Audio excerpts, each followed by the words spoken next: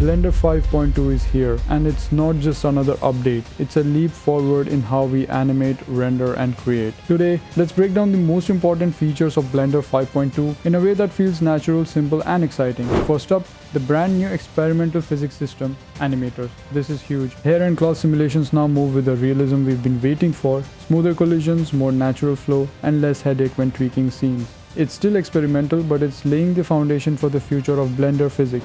Next, rendering gets smarter.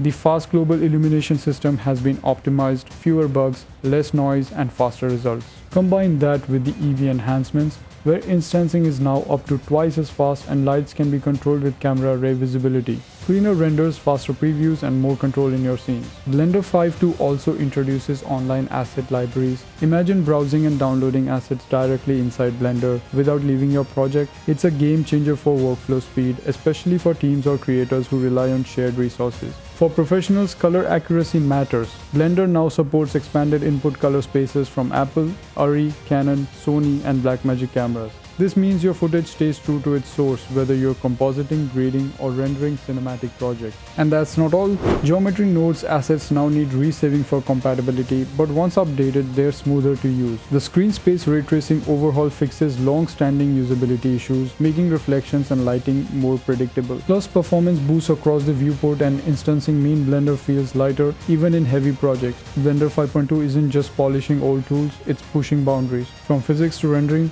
from assets to color management, this release is about making Blender more powerful, more professional, and more accessible. And remember, this is just the beta, the best is yet to come. Thanks for watching. If you found this breakdown helpful, hit like, subscribe, and let me know in the comments which feature excites you the most. That's it for this video. I will see you in the next one.